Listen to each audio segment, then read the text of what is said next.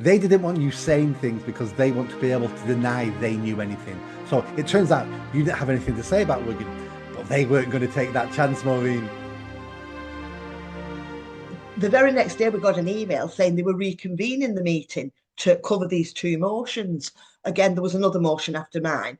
But yet again, there'd be no discussion on it.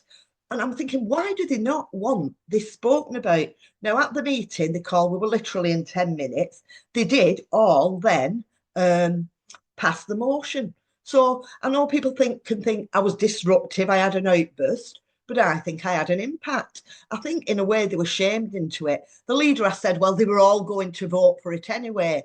So if he's saying we were all going to vote for it anyway, it's clear they just do it en masse anyway. It should be a matter of conscience on an issue like that. But we did, we weren't allowed to speak yet again. The motion wasn't even read out at all. We just went in, did the vote, and went. A colleague of mine, Councillor Watson, he did ask, he put forward, could we please be allowed, he put a little motion to say, can we speak about this issue? Can we debate it? So they said they would have a vote on that. Um, all the councillors, bar two, voted that we shouldn't be able to have a debate on it, which I cannot comprehend why. There was no rush then. We'd only been in 10 minutes. We had plenty of time. It would have owned, I was going to put the motion forward. Paul was going to second it. So why couldn't it just go ahead? But two Labour lady councillors then did actually abstain. So they didn't want to stop. They wouldn't agree that we could speak, but they abstained. So I think we're making small inroads into people to think for themselves, really. So I was pleased that those two ladies abstained at least. But then we just went ahead, the motion was passed. Well, what happened was after you released that video, that got national attention. Because who let's be honest, most people in the country don't even know where Wigan is. They've heard of it, they know it's got a pier, and that's it. Um, but when you release that video, and I mean at this time as well, what's going on in the news, people saw it, and Wigan Council were embarrassed, and Wigan Council had to go, we need to do something about this because we're already tanking in the polls. Most of us are not going to win our seats again at the next local elections. We need to look like we're on the side of of the victims of the grooming gangs. So let's pass this motion. We won't debate it because if we debate it, things might come out of that debate that we can't control. So let's do some virtue signalling. Let's get the vote. Let's get this passed. We're going to write to Keir Starmer. Nothing's going to happen, but at least we can say we did it. This was just them covering their back. If you'd not have released that video, I don't. Nothing would have happened at all. What would have happened was the motion would be put back because the next council meeting in March is the budget meeting.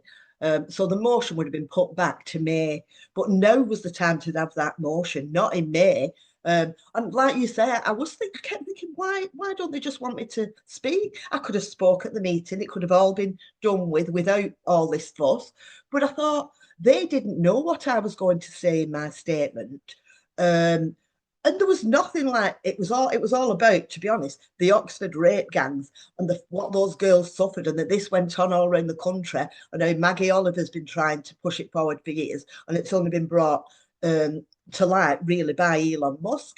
So there was nothing significant about Wigan that I was going to say, but I started thinking, were they worried that I knew something and was going to say it? Absolutely. They were worried that you were going to raise cases in Wigan and say, what about this case? What about that case? Why wasn't this case pursued? What about these victims? And they had no idea what you were going to say. And they thought, if you stand up in a chamber and you start naming cases, when they all get investigated, if we ever have national inquiry, they won't be able to say, I didn't know any of this because they'll go, well, a year ago, Maureen mentioned all this in the chamber while you were sat there. It's on video on YouTube. They didn't want you saying things because they want to be able to deny they knew anything. So it turns out you didn't have anything to say about Wigan, but they weren't going to take that chance, Maureen. that could be the only conclusion because I thought, oh, I thought, well, they'll let us speak about it now, but yet again, no.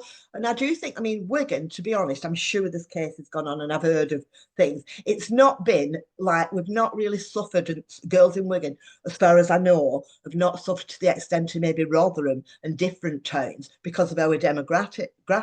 But it has definitely, gone on. And even if it's not Wigan, it's about the whole country. It is a national disgrace. And those girls were ignored. They weren't listened to. They were silenced. And obviously, people are still being silenced. It's something that people are not willing to openly talk about. And it needs to be, because how do we stop it happening again if we're not prepared to discuss it? It's probably still going on in certain towns now.